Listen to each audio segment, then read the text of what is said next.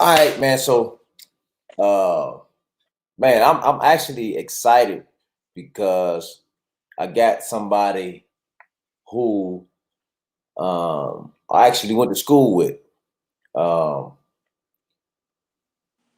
who, man, And actually know you from the streets. and we know each other. So this is kind of surreal, but it's okay. So anyway, man. First of all, I want to say, man, welcome to Organic Talk Live, another edition of Organic Talk Live, where we give you pure and uncut, organically interviews with important people. I'm very honored to have my brother uh, Ghiche on with us. Uh, man, my brother, man, thank you for coming on, bro. Hey man, one thing I want to say, man, it's an honor to be on the show, man. I appreciate you as well, brother. And for people that don't know, man, yeah, we went to school together, but I also know Chris on a different level. You know what I'm saying? I know Chris when he was in the streets. I know Chris when he was transitioning, trying to find his way as well. So we got a lot of history together, man. We maybe don't talk every day. You know what I'm saying? But we know each other. Right, Uh, so it's a mutual respect, man. And I just want to say, man, thank you for this outlet, man. right, no doubt, brother, no doubt. So anyway, we're gonna get right into it, bro. Man, tell the people. First of all, I wanted to tell the people. I can't remember. Is your parents from the islands, or where did the name Geechee come from? Well, Geechee came from my grandmother. My grandmother was she was Gullah. She was Gullah Geechee.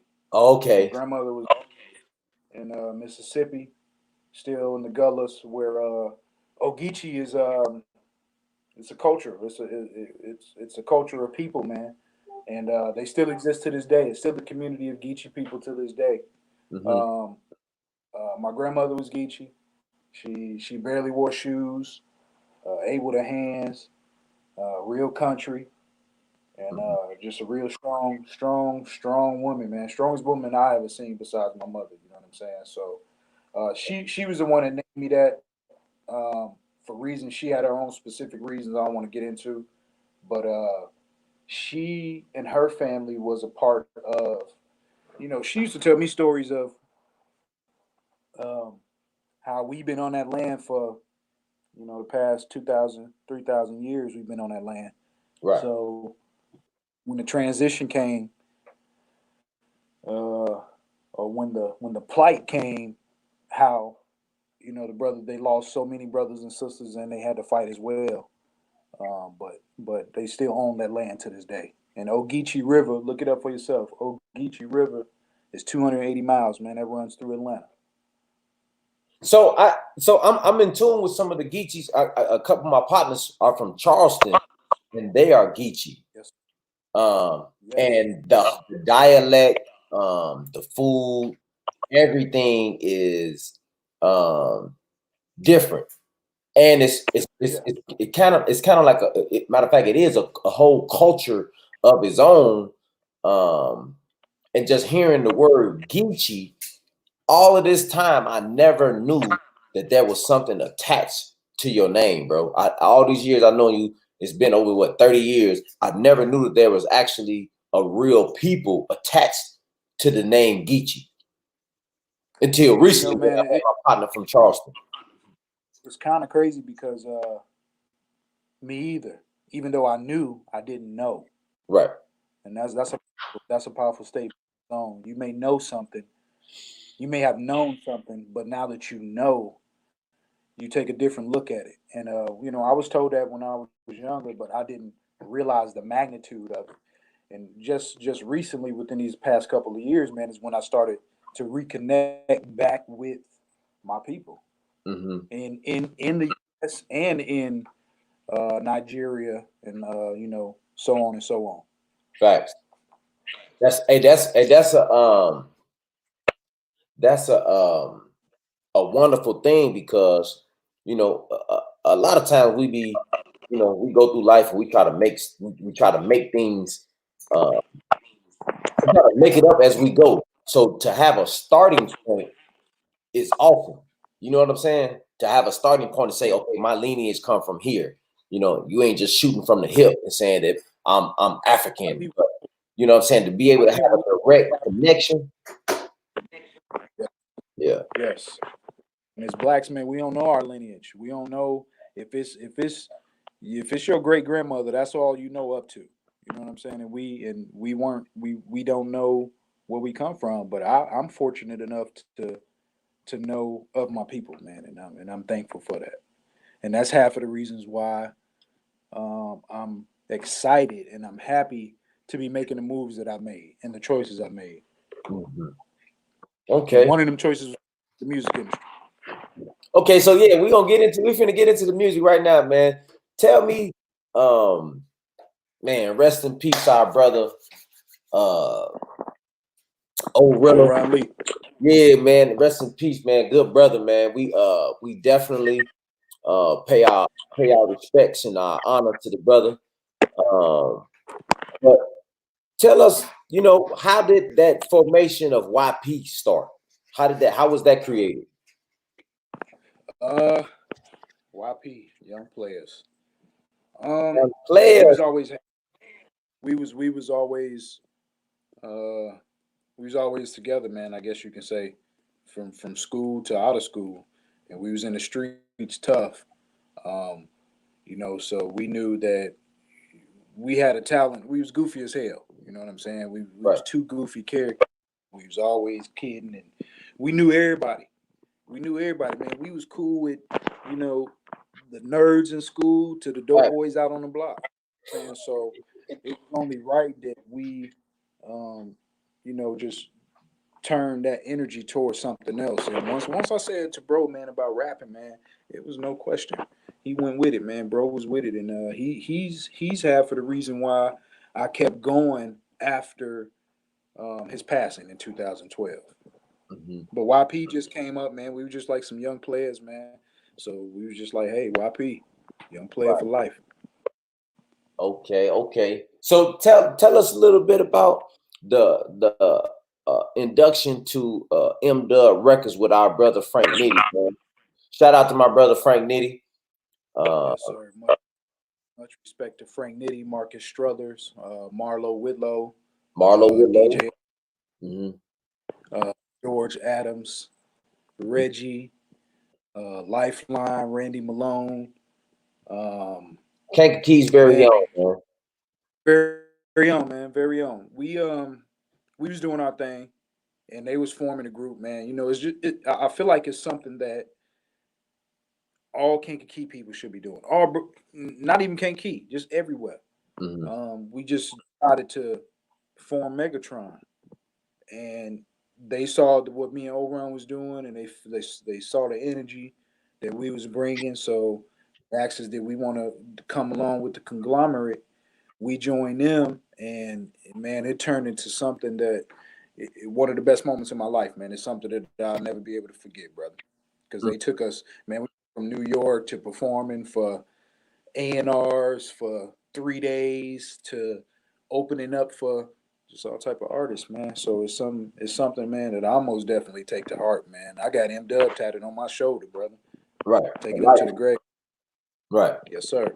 So what information or what is something that you learned from being around the industry? Because you know we hear a lot about the industry. We hear about a lot about, man, it's crazy, it's demonic, it's, you know what I'm saying. We hear a whole bunch of stuff.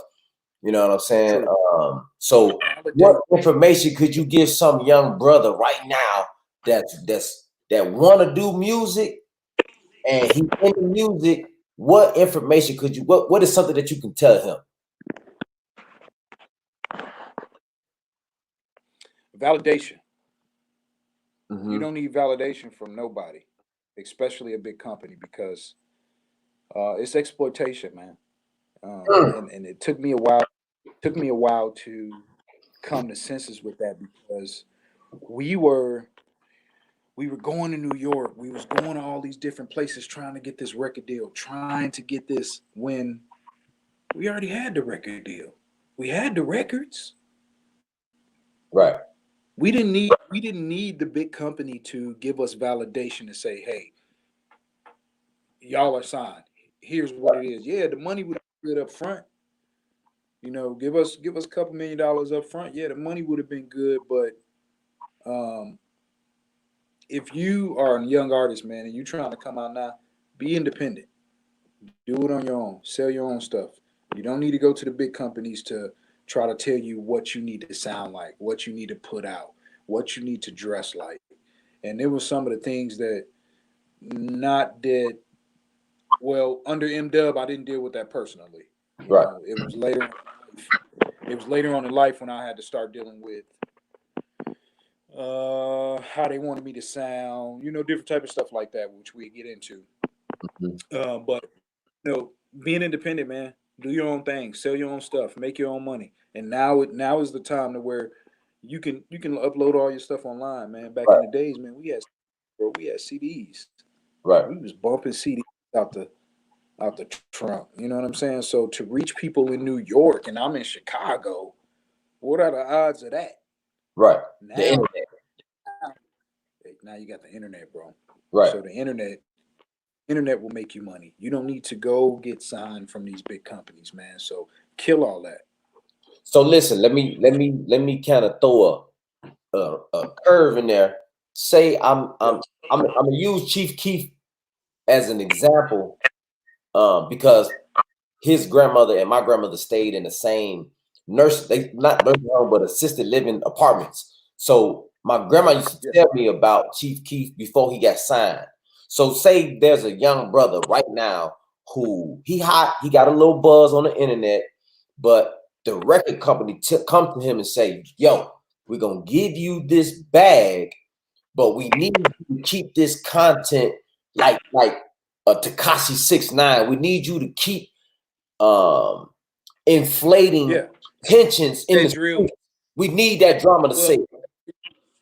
They're not gonna tell you that. They're not gonna tell you we need you to keep the drama. We need you to keep. Well, I mean, to a certain extent, yeah, they're gonna tell you that, but they're not gonna be open like, man, we need to keep these niggas to where they selling drugs and drinking it. No, they're not gonna say that. They're gonna say, man, you need to stay with that hood stuff, man. We like that. That's because that's what they want. So there's no. So if you take that deal, there's no elevation. When can you come out with a song saying I love my mama? Go vote. Right. If you get yes, when it talks about selling your soul, that's a prime example. I'm not gonna say that's the only example, but that's a prime example. If you get caught up in something to say, hey, you got to do this. I'm gonna give you $1 million to put out, man, some hood music, bro. You got to be Chief Keef. You got to do this.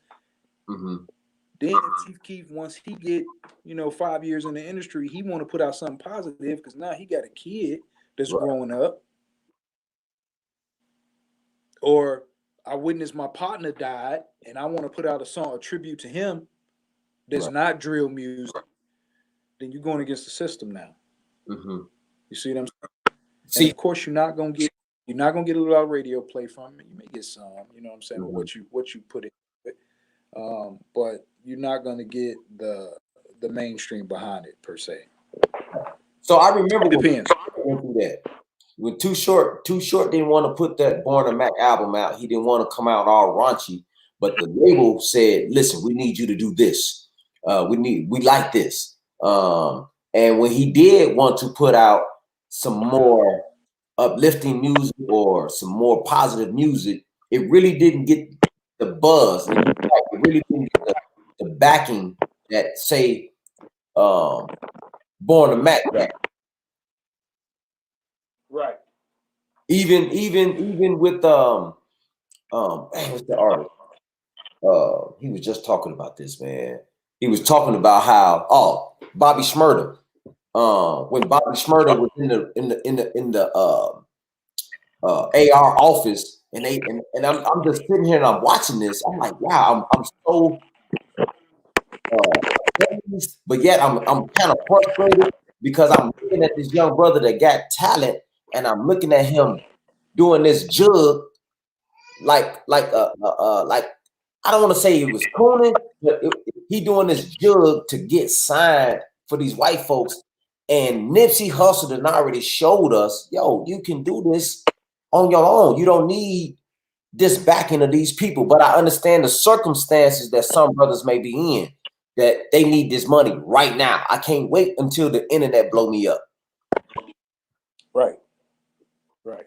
See, but and I feel that too. You know what I'm saying? And that's where it's always gonna lie that problem. But here's the thing: where the big bros at, man? Where the OGs at? Facts. Why can't they bring me up in the game? Why can't they put money behind me? That's what happened to me. OGs saw that they had something, so we came together. You know what I'm saying? So what in Prince J, they tried to do it, man. Prince J and the cat from New York, man. That was Murder Inc. Yeah. Irv Gotti and yeah. It was finna form a record label. Yeah. And that's when the feds start doing all that other stuff. Okay, so after that happened, why ain't nobody else black try to form no record labels, man? Why we ain't putting our own money behind our own selves? I be asking that same question, bro, because if we got all the talent, if I got all the talent and the only thing you got is the record label, you need me. Because if there's no records being played on your record label, you ain't getting no money. I still can go get some money on the internet. Yeah, it is, but you only gonna make this amount, which is maybe $30 million. Right. When you can come over here and make 100 million, 200 million. Because What? I'm not finna get all the outlets. You're not finna get all these other outlets that these artists get. You're not finna get on the Hot 97 show every year that my artists from Sony that I'm booking from, or Universal. You're not finna get these slots. Right. Right. You're independent. So unless you're making a wave big enough to where you undeniable, which the only person I can just keep, relating back to is who was undeniable was Master P. Facts. Undeniable. Look what he did. Look who he brought. He brought him, Shaka Silk, man, Silk the Shaka, everybody, man. He brought everybody with him, man. And that man was undeniable. I had that man CD. I ain't see. I think we was hearing Master P music before they was even on TV, bro. Right. Mm-hmm. And so, man, we just got to get back to investing in each other, because it seems like once, and I hate to say it, man, but this culture, man, once they get some money in their pocket, man, they flaunt, and it's just all them. Mm-hmm. Damn, man, it's kind of that's kind of disappointing, bro. It's like shit, man. It is. If we got all the music, like I be thinking about this, bro, and I be thinking about, when we had our own baseball league, we had our own basketball league, we had our own everything, and then it seemed like it was all simultaneously dismantled, and we fighting for position to get on somebody else's boat. You know what I'm saying? When we had our own boat traveling in our direction, now we trying to fight to get on somebody else's boat to travel in their direction. You know what I'm saying? Right. Yeah, bro. I'm with you, bro. This is why I stress so much for Kankakee to, man, I don't care if we don't like each other, man. We need to, like you said, we need to unify and join forces like Megatron and create something that can't be broken. You know? But man, how did you speak on that? How did you land the deal with MMG? So this was going on after. Well, this was right before Orion passed, man. I met. Shouts out to Lisa E. She worked with GCI. She worked for GCI for, man, over 20 years, man. She's a good friend, man. So Lisa E had me up. I was at up with the guys up at 92.3 actually. Shundell. I was on his show and I met Danny Boy. Mm-hmm. Met Danny Boy, cool cat. Danny Boy, super cool, man. Nothing but respect for the guy, man. So I exchanged numbers with him. I was up there actually releasing the song. I had release song and we was up there previewing the song. So we played the song and Danny Boy was feeling it. He was like, "Damn man, I fuck with you, man. You pretty talented." And I was like, "Man, appreciate it." And so I reached out to Danny Boy a couple days after that, and I was like, "Hey man, I really got something on my heart, man, that I want to share with you." And I said, "I really want to make Tupac's I Ain't Mad at You." Right. And all it was dead silence, bro. Mm. He was like, and I hope Danny Boy see this, man, because he gonna vouch. He was like, "I'm not touching no Tupac shit. I'm Word. not touching." And I was like, "Damn." And I was already too emotionally attached to the song to where I was just like, instead of saying I ain't mad at you, I'm finna remake Still Ain't Mad at You. And then I started, going back to Tupac verse, listening, and all that stuff, and I started writing into it. So I was already emotionally attached to the song. So Right. for him to shoot me down, just like, man, I wasn't gonna take no for an answer. And see, learning how the universe works, I stay persistent. So I told him, I said, "Look, how about I send a song to you? I'm gonna go record it. I'm gonna send a song to you, and you just let me know what you think." Man, I recorded that song, hit him up, talked to him. I said, "Man, I'm finna send you the song, man. I ain't got no chorus on there. So basically, instead of saying I ain't mad at you, I want you to say still ain't mad." So he's like, "Man, send me the song, but I'm not fucking with no Tupac shit. Everybody who ever remade a Tupac song, trash. It's been garbage." And he was like, he said even Eminem made a song and that shit was garbage. Um, so he said he told himself he'd never. He's been approached.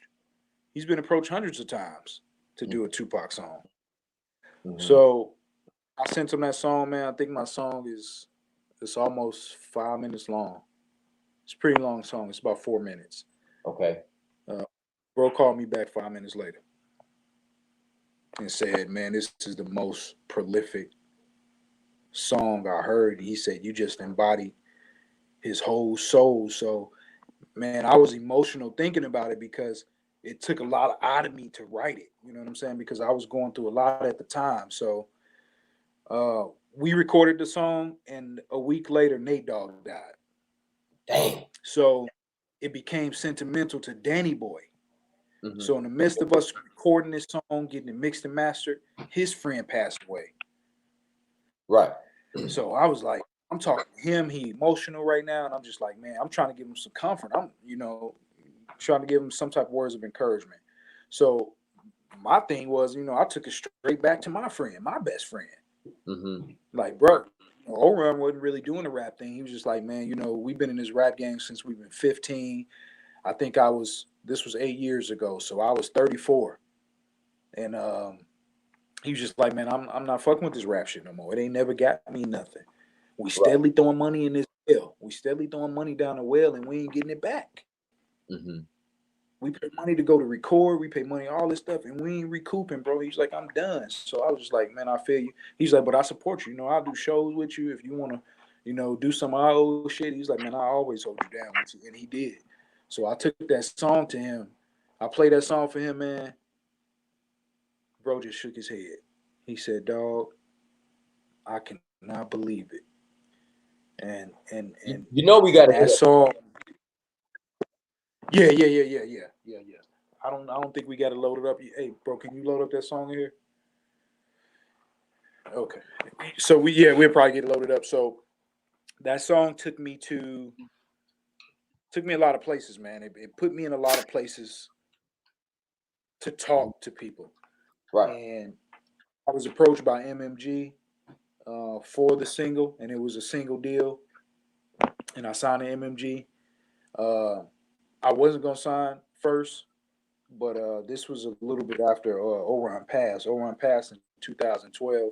Mm-hmm. Around man, I'm getting choked up. He passed in June of 2012.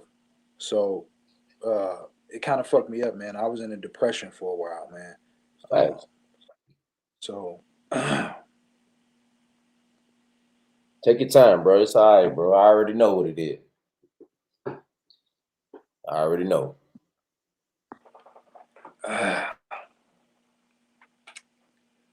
So, boy, you done got me goddamn chills over here.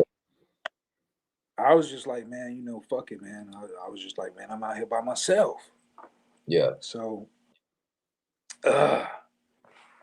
so when they came to me with the deal, I was just like, okay, they wasn't offering no cash up front, which I was already good. You know, I was already making some bread because I had got a couple of my singles signed to American Idol. So I was already getting, you know, some rapper checks or whatever from ASCAP. So I was good. I was like, man, I don't really, need for nothing. So I signed to MMG. We got to come back later to that year. Okay. Mm-hmm. So later that year, I got flown to Sony, and I'm still on MMG, mind you. So I got a call from the vice president of Sony. I flew up there and met with my man, and it's kind of crazy, Ahmad. He was the A&R at Sony at the time. I sat up there with him. He met me there. We sat in the room, man, full of execs, and they played one song.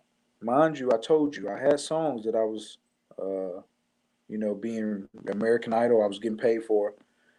They played one song, dog, and they played "Still Ain't Mad at You." So we sitting there, and it gets to the second verse when I say, "Bill O'Reilly, you's a motherfucker. Instead of understanding, nigga, you destroy a brother." And this was around the time in 2012. I can't remember exactly, but it was something that Bill O'Reilly did. So basically, what I did was took that quote when Tupac said, "Lawrence Tucker, you's a motherfucker," and it's kind of relevant with what was going on. So I put Bill O'Reilly in it. So I'm in Sony, sitting at a desk, full of people, full of A&Rs, full of office people, motherfuckers I don't know, never met before. But Ahmad is my homeboy. He's been an A&R that I've been in contact with for the past months.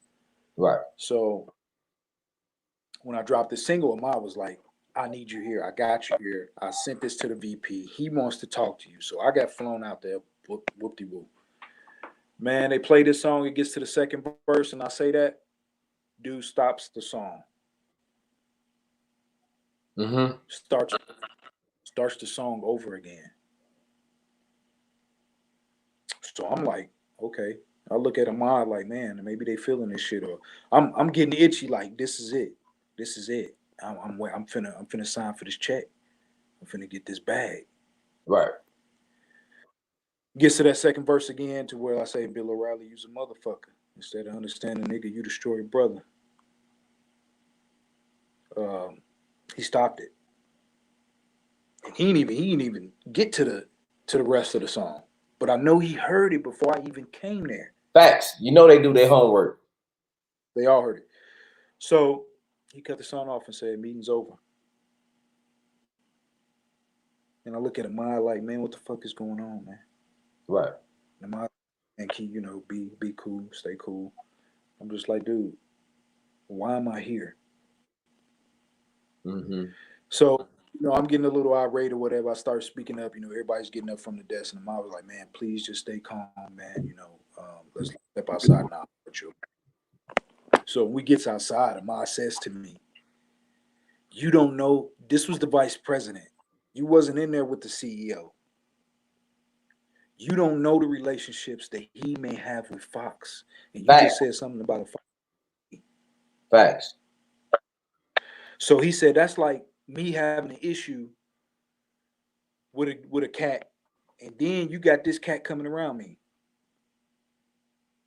knowing that I got an issue with him.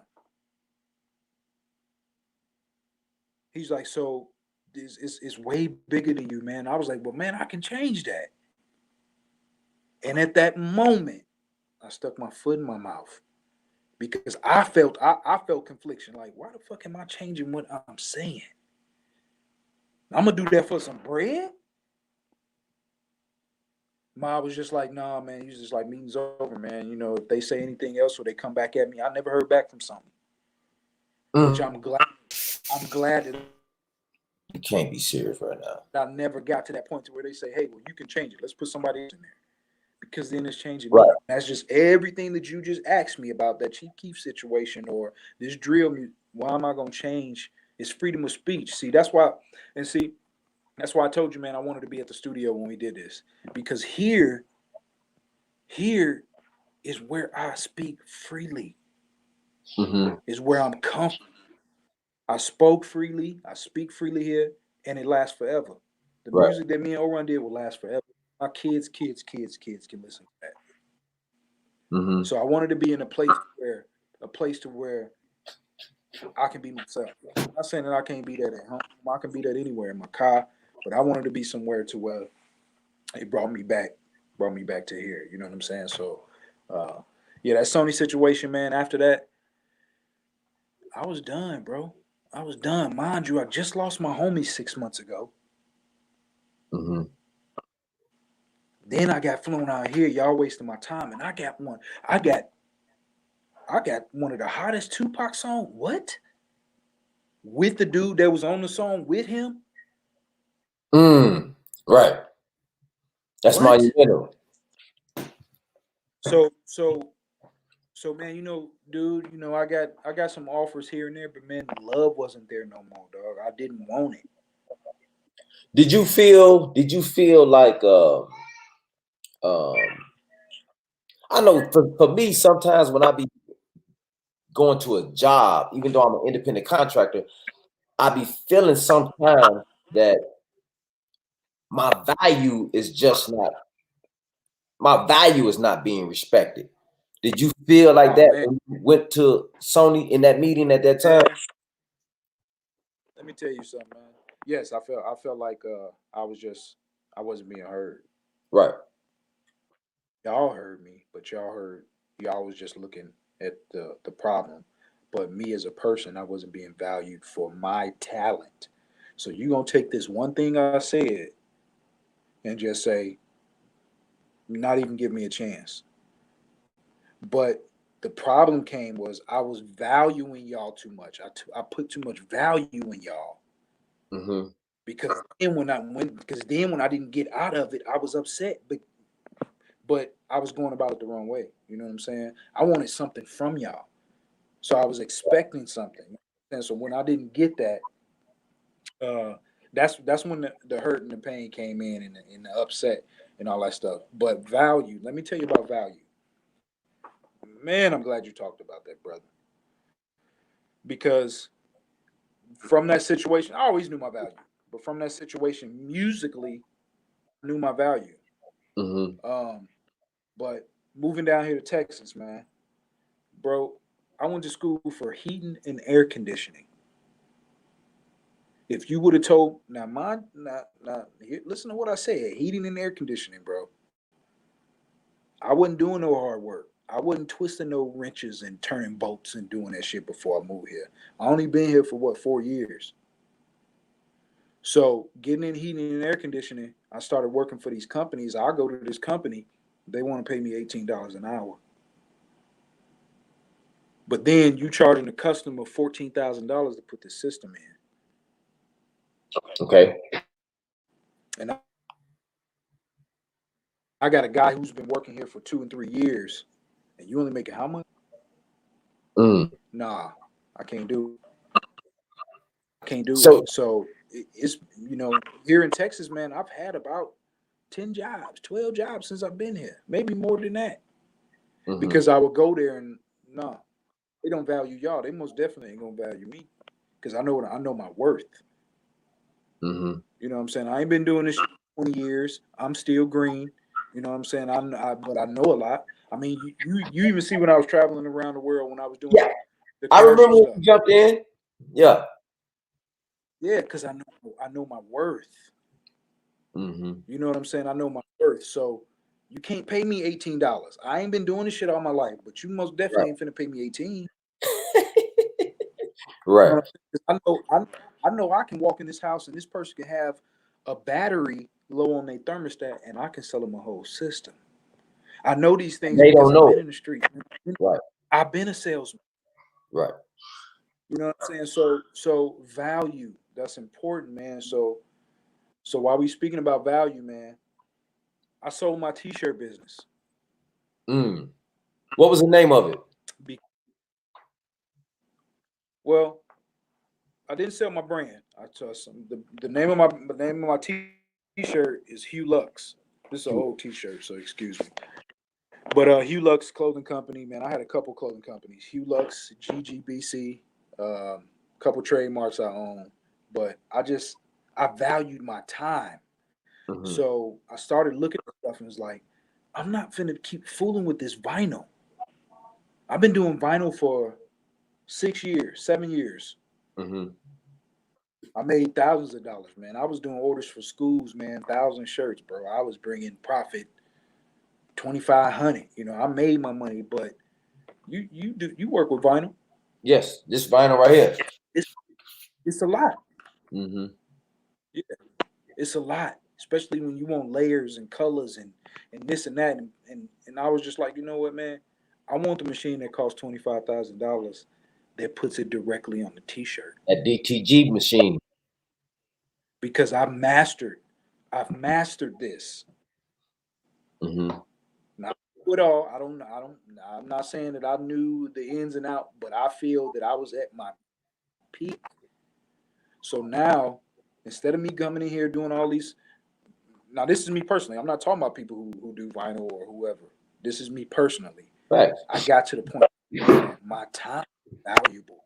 So if I'm sitting up here doing a shirt, if I want to do 40 of these shirts and it's going to take me this much vinyl, this much time, I'm not going to do it no more. Mm. Because time, how much time do I have? I can die tomorrow. Mm-hmm. You know what I'm saying? So, man, value. I started valuing my time, man. I started valuing myself, dog. And I was just like, man, you know, some things you gotta let go. So I started fasting. I started doing all these different things to value myself, value my time. Mm-hmm. So that was a fast. That's a fast too. I had to get rid of some of the other things too. So t-shirts, man. I just sold my t-shirt, vinyl cutter, and that was a blessing to somebody else, bro. Somebody here in Arlington actually just bought it, and it was a blessing to them, man. Right. So what was the transition from Illinois to Texas? Because I hear a lot of us, I hear a lot of our people in Kankakee like, yo, I'm finna move to Texas and my life is finna be gravy. But I know when I moved from Kankakee, I moved to Chicago and then I moved to Texas. And that was like going into three different worlds. From Yeah. Kankakee to Chicago to Dallas, Texas. That was three different worlds. So how was your transition from Illinois to Texas? Well, I'm gonna tell you when I started having an epiphany moment. Well, I came to the point to where, damn, man, my homeboy gone. Shit, I don't got shit else here. Right. You know, family here, but my ace, my left hand, is chopped off. Right. So I was just like, you know, I started the heavy hitters. Shout out to the heavy hitters car club.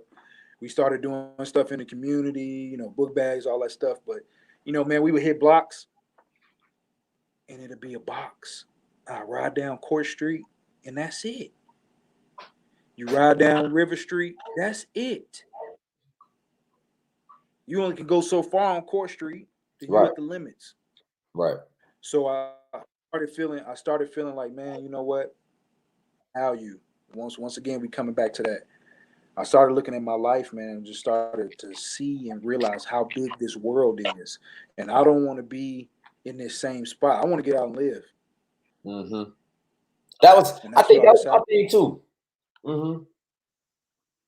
I said I want to live. I want to see. Right. Right. So Texas wasn't. It wasn't. Oh man, you know that was my first choice, but it most definitely wasn't Atlanta. But Texas, uh, I can have my pistol and not be fucked with. I don't gotta get no. I don't gotta get no firearms card. Even though I had that, I had my concealed carry in Illinois. but I wanted to get down somewhere to where when shit go down, shit, I'm you know, I'm not saying that I wouldn't been safe and secure at the crib, but I just wanted to get somewhere, man, to where shit gonna hit the fan, dog. Right. It's brewing. And I was just tired of Illinois, man. Not Kankakee. I love Kankakee to death, Right. but if it was getting too small for me, or I was getting too big for it. Right. Speaking of Kankakee, I want to Yeah, go back to Kankakee and speak on um, your restaurant. I never got a yeah, chance to check it out. Unfortunately, I wasn't eating turkey tips. I don't eat turkey yeah. tips no more. But I seen the love that you was receiving. You Um, eat pork? no, sir. I don't No, eat you no. don't eat no. I don't eat no meat. You don't eat no. No, I don't eat no Oh, meat. okay, okay. But I seen the love that you were getting or receiving from the city. Yeah, So I just wanted to know, yeah, like, if you could speak on it or talk on it. yeah. What was So, the okay? so I've always been involved, man, with people. Right. I've always been involved with people, man. Like I said, I was cool with some of everybody. I ain't gonna say I didn't have enemies. Of course, we all do, but um, so that the love that I've always given out, it just reciprocated, man. It came back. So I was with these guys, man. We was all doing positive stuff in the community. So once again, I said we started this car club. We started building a conglomerate to where we got a bank account. We got all this stuff. I need a couple of y'all fellas in here, man. Let's start a business. I Hmm. don't care if it's a laundry, I don't care what it is. So we started looking for buildings, man, and we saw this building on Court Street, and we walked in there and looked at it because at first it was going to be a clubhouse for the car club. So started looking at it, came in there, man. We saw it.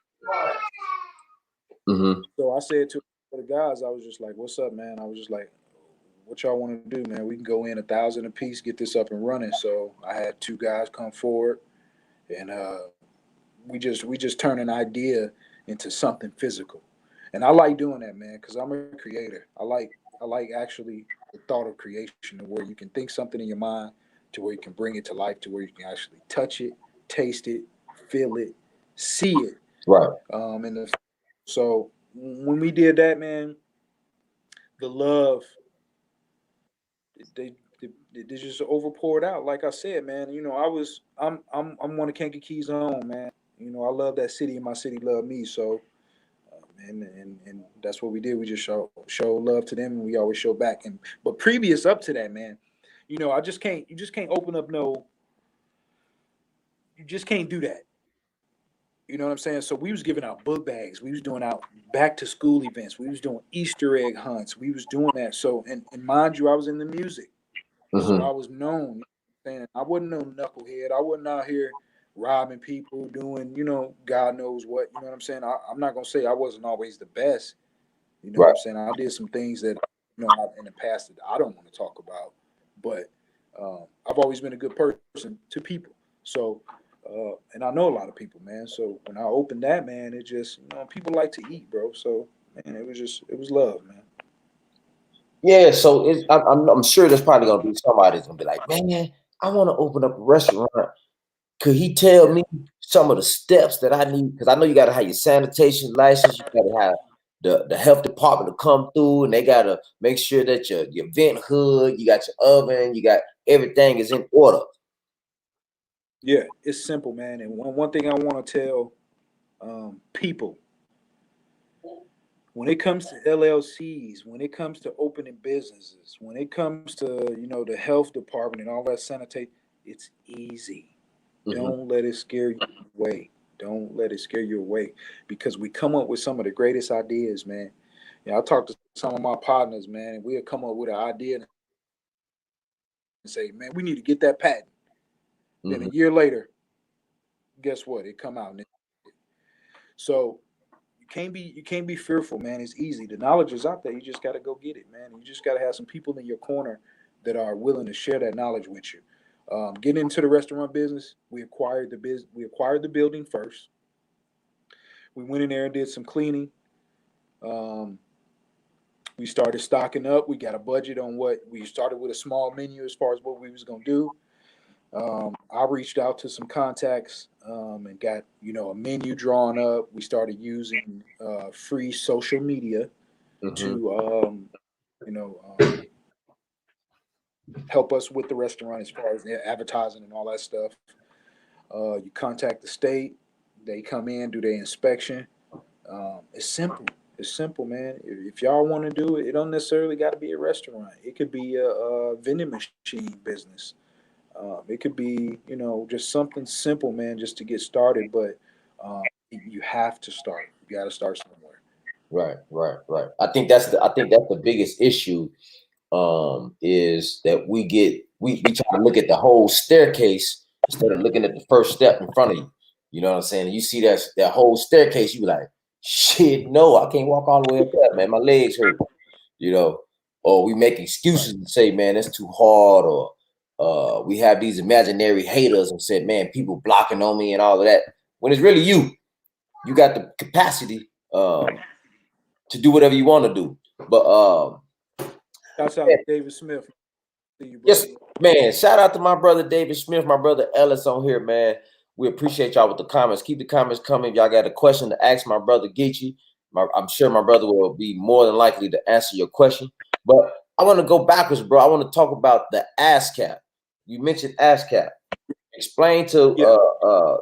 a young brother or a young sister that's listening, that's probably want to do music. Explain to them what is ASCAP and how does that affect them. It's free. It's free. I cannot stress that as much. It's free. Mm-hmm. It's where you go. ASCAP is where you go. BMI and ASCAP. This is where you go to register your song. So let's take the Still Ain't Mad song. When I registered this song, I had to have the producer who produced the song. I had to have the person who was featured on the song, as well as myself. Us three full names, and then you got to write out the verse, and all three people got to sign it. So when it comes down to getting paid, the producer's gonna get paid the most. Mm-hmm. That's all. That's all GP. So when it comes down, so then it breaks down payment. So let's say producer is getting, I'm just gonna throw out a number, man. Say he get 40 off top, 40%, which is that's pretty much where they usually at. That's standard. So Danny Boy, yeah, Danny Boy was featured on a song. So instead of me being like, oh, this is my song, I paid for it. I was like, bro, because I'm gonna tell you, man, when you do business, do good business, because it always comes back to you. So what I said, even though I told you the history of this song, I bought the track, I paid for the track, I paid for his feature, I did this, but I said, bro, I'm gonna split it with you down the middle. You get 30, I get 30. Mm. Mm-hmm. You know what I mean? That's just good business. I Right. don't care about the money. Money, see, once you stop caring about the money, you will value yourself more. If you're just doing it for the money, man, come on, man, you already know what that leads up to. Do you do anything? So I registering the ASCAP. That basically, your song is played on the radio. When you go in the grocery store and you hear this song, when they use it on a commercial, uh, that registering ASCAP has led me to get more business deals without being in the spotlight. Right. I still get checks. I still get checks from the Crow Show. Crow Show is like American Idol overseas. I still get checks from them. Mm. Oh, that's the American Idol you were speaking on? Yeah, American Idol used one of my songs, and the Crow Show used one of my songs. Crow Show used "Good Man," which is a song I recorded but I never released. And American Idol used a couple songs, man, a couple of tracks. Mm-hmm. My brother Ellis got a So, question here. He said, "Why did you get out of the music industry completely?" I think you kind of touched on it, but yeah, new is the music industry is perverted. And what I mean by that is, let me tell you something too, man. And because I just caught myself doing it. When you see a lot of these celebrities do interviews and they looking up in the air and they searching for what to say, you got to find the right way to say it. Right. You got to say it a safe way, so you won't be caught up, so you won't get caught up telling the truth. But I'm not in the industry, so let my truth be told. So the music industry is it's perverted, man. You got and it just ain't the music industry, brother. It's from jobs you work at, from everywhere. You know what I'm saying? And this not talking about perverted meaning sexual preference. Right. It's perverted meaning that, yes, there are gays in the industry, which I don't got no problem with gays. You know, I got relatives who are gays. I got a couple friends who gay. If that's your sexual preference, that's you. But when it is, so many people have been. Ooh, you see how I'm searching. You see how I'm searching for the right thing to say. Yeah, bro. So, I think I know what you're gonna say, but I think I will let you do it how you do it. so Personally, I'm gonna do it. Right. trying to get it the right way without sounding like a conspiracy theorist, like Right. sounding like whatever. Sounding your soul, selling your soul is like Chief Keef continuing doing drill music to where you will stay at that. That's where they want you at. Selling your soul is being duct taped, being quiet on political issues, being quiet on issues. You know, the Ahmad issue. Right. You know, a lot of things. Something that who's ever watching this right now, I want to ask you, where are your idols right now? Where have your idols been during this coronavirus? Quiet. Where your idols? They quiet. So, you know, some have came and you know people coming out paying rents and all this other stuff. Cool, but I'm gonna tell you, man, it's a system, and if you're not a part of it, then you're against it. Right. So I got out of the industry. I got out of the industry when I was smacked in my face. When I recorded, when I recorded one of the most prolific songs in my career, and I was treated like that. I'm not gonna say I was blackballed, but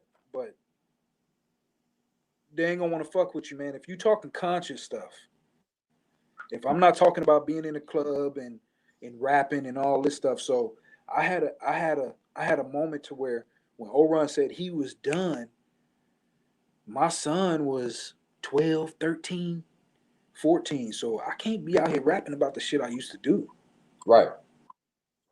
Right. And then and then expect my son not to glorify that. Right. So I was having affliction with myself spiritually. So, you know, God was telling me, you know, man, it's time. It's time to give it up. I got something better for you. So it kind of reminds me of a Loon or a Mace when they reached they was at the height of their careers and they gave it all up. Like, man, I'm done with it. So we hear these stories about how the music industry is demonic, how Fat Joe even said that there was a gay mafia in the music industry. If you're not like you was mentioning, if you say the wrong things, they are kind of since they'll ruin your career, so to speak. And I just think that it's important. It's important that we convey that you don't need a machine behind you. You are the machine. You're the machine. If they don't have your music or your talent, how do they prosper or how do they get forward? You know what I'm saying? So I think it's important. I think it's important that what you said as far as where are your idols right now, as far as in sports, as far as in music, is what are they doing as far as connecting with the people right now? Are they quiet? Are they even mentioning anything that's happening or pertaining to people right now, or are they just being silent? What are they doing? Right. Because we can look back at from previous the 60s, we can look back and see that Muhammad Ali wasn't quiet.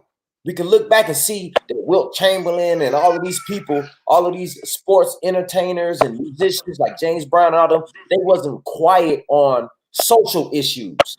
What are your idols and or these people who you respect? What are they talking? I remember, and I lost a lot of respect for him when he said it. But as I got a little older, I kind of understood what he was saying when Lil Wayne was saying that he didn't never see racism, right? Or a young thug said when somebody asked him about the police killing, he said, "Man, I leave that to the people who do that. That's not what I do. I'm an entertainer." I kind of was like looking at them sideways, but then I had to look at the fact of who told them, yo, you need to care about these issues, bro, because just like with this coronavirus, you can stop getting money right now. Y'all ain't getting no money right now. Y'all ain't doing no shows right now. Y'all ain't making any $100,000 nights now. That is over. So at the blink of an eye, that can be over, and you could be back in your old neighborhood. So what you do on your platform while you have your platform is important. Right. Yeah. It is. But you gotta understand the sign. So you basically control. So you basically control. You're an indentured servant. Basically, Kaepernick. Right. Right. This is everything. He was looking for stuff like this happening. Look what happened to Ahmad. Look what happened to Sean Reed. This is what he was kneeling for. So you if you don't, or if you get too loud, you're gonna be blackballed. Right. Right. I hear it all the time. That people be trying to tell me like, bro, hey, let me get my nephew, brother. Hold on 1 second. I'm sorry, bro. Come here, boy.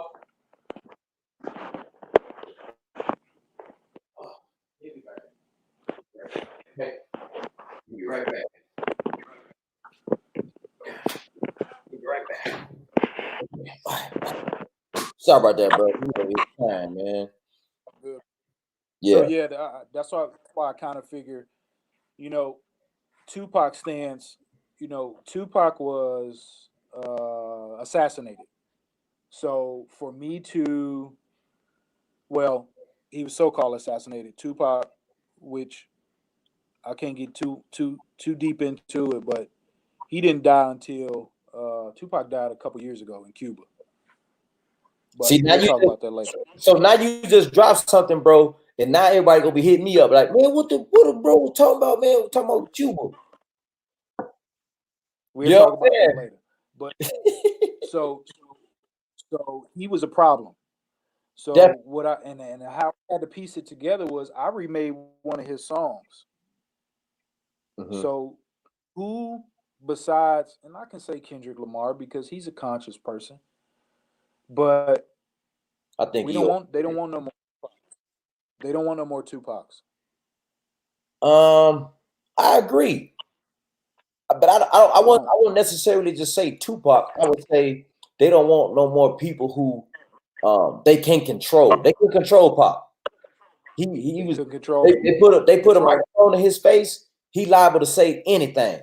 You know what I'm saying? Yep. They didn't know what that boy was gonna say. You know what I'm saying? So them type of people, they kind of like, nah, we don't want to mess with that guy. You know. So me remaking one of his songs, man, that kind of put a black sheet over my career, which, and I'm totally happy with that. I'm totally fine with it. Right. Because like I told you, I was searching for the wrong value. But now what I got is gold. Right. It's gold, man. I got is gold. And I mean, what I mean by that is my spirit. So I've come in here moving away from Kankakee. I didn't have to uphold a image no more. I'm in a place to where nobody knows me, man. You know what I'm saying? I don't have to hold no image. I don't gotta smile if I don't want to. I can go to the store without somebody saying Ghiche. Right. You know what I'm saying? So it took that for me to regain value of myself because I Right. lost myself. You know what I'm saying? So, yeah, man, and you losing your child, that is something that I could never imagine or fathom going through. But I know talking about it, it brings you sympathy. It brings you feelings, a lot of anger. So it's just like my music career, man. When I talk about it, man, it brings back feelings because O-Run was 75% of that. Right. You know what I'm saying? The 25% is when he died, and I kept going to where if he was to where I see why, like bro was like, man, I don't want to do this no more. Right. I don't do it. Who is we getting validation from? And We getting validation from people who don't understand our culture. that be the problem that I be having with that. Because I look at it and I see this old Jewish white guy, he don't know about Kankakee. He don't know about no inner city. So how can he relate to me or any artist when we speaking about something that he has absolutely no clue about? But they are the dictators. Right. So They're telling you what you should put out, how you can put it out, what type of clothes you could wear, what type of this and that. uh, I'm gonna tell you like this, man. I was told to record. I remember this, man. I was told to record 20 club songs, Mm-hmm. 10 to 20 club songs, and like 10 to 20 hood songs. No conscious That's what I music. was told. Nothing to uplift humanity. No, no, no. That's what I was told. That's what the A&R needed from me. I'm not That's no that's name dropper. I'm not, but that's what he needed from me. that's And troubling, I, bro. I, I wasn't feeling it, bro. You- I'm not. That's really troubling because if we constantly um trying to get these young brothers to stop seeing themselves as enemies, stop seeing themselves as only niggas, or stop seeing themselves as dope boys, savages, thugs, and gangsters, and all of this other negative shit. How are we gonna get them to not see that You or see have themselves to as get them that? out. You got to get them out of the club and off the block. Damn, damn, Got to bro. get them out of the club and off the block. And if music is if you man, I started studying music, man, as far as what music does. I started looking into when we master music, what hertz are we mastering at? Why are we mastering? Why do we only master music at a certain hertz? Right. I started to question a lot of stuff. And Mm-hmm. shouts out to Cool One. Shouts out to Cool One V because we started talking. We started getting into the scientific parts of it. 60 megahertz. I told you, man, some songs that when I record, I want you to mix it at a higher frequency, at a higher hertz. Speak on And that, bro. Why? Talk so on that a me, little me bit. and Cool One V, man. I hope he watches this. We was talking about hertz. We had a conversation at hertz, and he is a master engineer for Kankakee, a lot of Kankakee artists. And I asked him what was the standard hertz that music is mixed at, and he told me the hertz. And I asked him why is it at that, and he said that's just the music industry. That's the standard. That's the standard that what is mixed at. And I said, man, I wanna I wanna mix my music at a higher frequency, at a Mm-hmm. higher hertz because learning about self, man. You ever walked into the room and you was like, man, I'm not feeling this. Let's leave. I got a bad vibe, or you're feeling a certain way. You get these certain feelings. You know what I mean by that? Yeah. So those are frequencies. Those are vibes. We all got vibes. We all got frequencies. So microwaves are frequencies. Cell phones, Bluetooths, all those are frequencies, and they're constant waves that are in the air. Um, so when music is a frequency. And we know music is a frequency because it evokes emotion. Music evokes emotion. If I played a song, a gospel song, or let's say if I played a song, some Sade, that'll probably make me feel like cleaning up the house. A gospel song will make some people emotional. They'll start crying. Or that some songs, if you hear a song, man, what was that song, dude? I'm off up in the club and they think I'm a punk. Yeah. So yeah, vibration. It'll make you want to get rowdy. So it makes you want to get rowdy. Hear a song and say, man, this make me want to pull up and light up some weed. So we know that music evokes emotion. So it can dumb a person down, or it can make a person rise up. So knowing these things, I question the science part of it. So that's why we started working behind the tables. And this is something I've never told anybody. He's the only person that I've had this conversation with. We started mixing my music at a higher frequency. And maybe that's what got me to where I was going. I don't know. Who knows? You know, that's it's funny that you said, because if you pay attention, when you out shopping, you hear this music in your head and it makes you want to shop. It's already scientifically proven that certain music make you want to spend money, and certain colors make you want to spend money. So this is why people use reds. They use a lot of reds in their logos, because so red and yellow color, the color red and yellows make you salivate. Think of red and yellow together. Think of those colors. Your mouth gonna water. So and that's and they use these signs.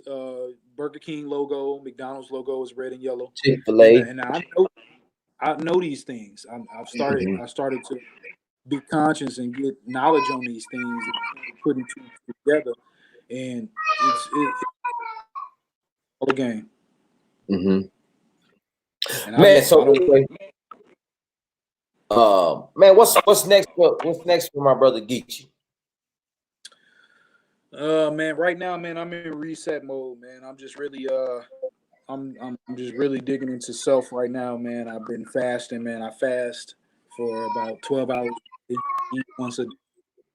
Like I said, man, the music. I just recently sold my t-shirt shop. I'm just resetting, man. I'm just pushing the reset button because I feel like I can do all things. And like I said, I'm in IT school right now. And I told you when I came down here, I started doing HVAC. Now I'm in IT school. Right. Nothing's gonna stop for me. Music industry, but I'm not. Oh, what's it, bro? Come on, nephew. I'll stay tuned. I'm gonna have some stuff in the future, bro. Come on, nephew. I got you. I got you. But man, bro, I know we want to hear some music, bro. You working on some music right now?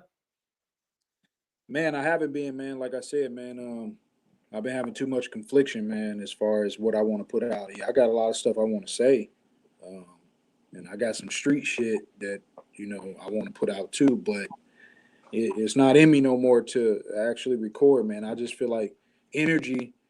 If I put my energy towards that, then a lot of my energy is going to go into that. When right now, man, my energy needs to go a little bit of everywhere. Right. But music is always going to be a love of mine, man. But maybe I need to concentrate on putting my energy into somebody else. But me being 40 years old, man, trying to drop a record, man, I'm not feeling that. Right. I can dig it. Right now, man, I'd rather drop a business, man. And right now, I just met this cat here in Arlington, man. He's had this studio, man, for a while, and me and him hit it off, and it's a couple avenues that I see he's getting off into that I've been looking at. So, yeah, man, it's just put my energy in somewhere else, man, besides the music, man, because when you think about it, if you are a talented artist, you're a speaker. Right. You know what I'm saying? So maybe the plan ain't for me to just do music. Maybe it's just for me to just getting people together. Maybe it's for me to be a leader in something. I don't know, but music, I gave him my round, man, and God took me up out of it, man, and that's what He took me up out of it for. So for me to keep playing with the devils, you know what I'm saying? Nah, bro, it ain't gonna go that way. Right. I definitely can dig it, bro. I definitely can dig it. But brother, I definitely don't want to hold your time up because I value your Yeah. time. And little fella here, he got his own thing he want to do. Yeah. But man, we definitely appreciate you, brother. We definitely appreciate you. We definitely want to get you back on. But we appreciate the little time, the little hour that we had now. Man, if you got anything you want to lead the folks with, you know what I'm saying? I know it's a young brother that's gonna be looking and be like, man, I want to get in the music business, but how do I do it? Or ooh. I'ma always say independent. Well, yeah, you know, when I was growing up, man, there was a saying, and I know you know this saying because we both from the streets. Man, what is this saying, man? I used to live by this saying, basically saying, and you gonna, as soon as I tell you this scenario, you gonna know this saying. So in order for me to teach you how to whip up this 8-ball, you're gonna have to pay me. The game is free. What's that saying? What it say? The game is to be sold, not to be told. So I used to live by that, man. But now passing on knowledge is important.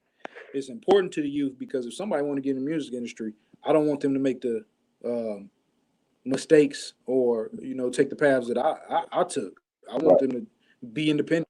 Don't go looking for validation from a company. You know what I'm saying? Don't go looking for $1 million when $1 million up front when you can make $1 million in 6 months. You know what I'm saying? But also, don't put all your eggs in one basket, man. I'm not just trying to. If I had the mind state that I had now, then man, I would have been a rapper. I would have been a business owner. I would have been so many other things, and those are the hats that I'm wearing now. I'm just not finna put myself in a box and label myself. So, man, if anybody, please feel free. People that know me, man, any game, I give it all out for free because it is free. You don't gotta pay me. Pay yourself. I think game is free, man. I think that is so disheartening to hear somebody say the game is to be sold, not told. So and when you break it and you really break that shit down, that's where the gap between generations happened. Y'all niggas didn't want to tell us nothing, so we had to learn this shit on our own. Y'all didn't want to give us the game on, yo, how to deal with this. Right. They ain't want to tell. So now we had to fend for ourselves and go figure the shit out on our own and make all these dumbass mistakes. Break it. You got to break the cycle, man. I just told my partner, man, he already knew, which I already know you know, Chris. Right. But the 400 years already ended, man. They ended this year. Yeah, bro. 1620, man. 400 years into 2020. It's our time, man. The game. I'm not holding back. Anybody want anything from me, man? Hey, shit, bro. And I'm not. You know the type of person I am. I'm 100. Kent Wade, man. Let that do a blessing. I ain't asked for it back. You know what I'm saying? I'm gonna do the same for you. I don't want it back. I just want to see you make it. Right. Man, I appreciate it. Man. I just want to make it, brother. I definitely appreciate man, we just had to still. And for anybody else who watches this, man, I know Chris, me, you, Dominique. We got to get together, bro. And, another person, David. We was about starting a black team, so we need to get some people together, man, and we need to start it on home front, even if it's something small in Kankakee. Let's start and continue from there. I already got the car club there, so I mean, if we need foots and boots on the ground, man, we got them. I think Dominique came up with a great idea too, as far as us buying some land in Hopkins and allowing people to put hay or vegetables or whatever they want to put on the land.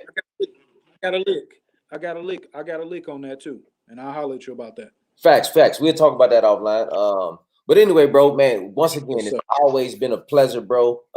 Always been solid, brother. Never had where it was no issues with me and you. It's always been, you know what I'm saying? What's up, brother? How you feeling every time we seen each other? So it's always been love, bro. I Hey, appreciate you. for people that don't know your history, man, this dude, this dude was a dope boy before I was one. This dude been in the prison system. This dude been on a spiritual. I remember, bro, when you was out there doing your Muslim thing. Right. I I seen you transition, bro. I watched you. Yeah. You know what I'm saying? So when we got history, bro. You know what I'm saying? That a lot of people that don't know about, you know, and a lot of it goes unspoken, and you know, and a lot of it's gonna go unsaid. Like I say, you know what I'm saying? Because a lot of it don't need to be talked about. But we know each other. We know it's 100. You always been a stand up dude, and man, and never change, man. I just want to see you make it, man. I appreciate you reaching out to me, putting me on a cast today, and I'm finna put some stuff together, man. So we most definitely finna have something to sit on. Say less. Say less. Say less. But I appreciate you, bro. Yes, sir. 100, my dude. Salute. Yes, sir. Man, anyway, family, that was my brother, Ghiche. Man, I just think about it, man. We got like 30 years. It's almost been 30 years, bro. I've been knowing that brother almost 30 years. Um, Brother still been the same. Brother always fresh in school, you know. So anyway, we appreciate y'all for tuning in. Please share it, like it, go on YouTube. We were streaming from Facebook and YouTube, so share the YouTube. And we're gonna have more relatable people on the channel. From now on, we're gonna have more relatable people. We're gonna have brothers speaking about the COVID. We're gonna have brothers speaking about what you can do to protect yourself. Man, I ain't gonna let it out the bag, but we got a lot of information coming. So stay tuned. We appreciate you. Peace.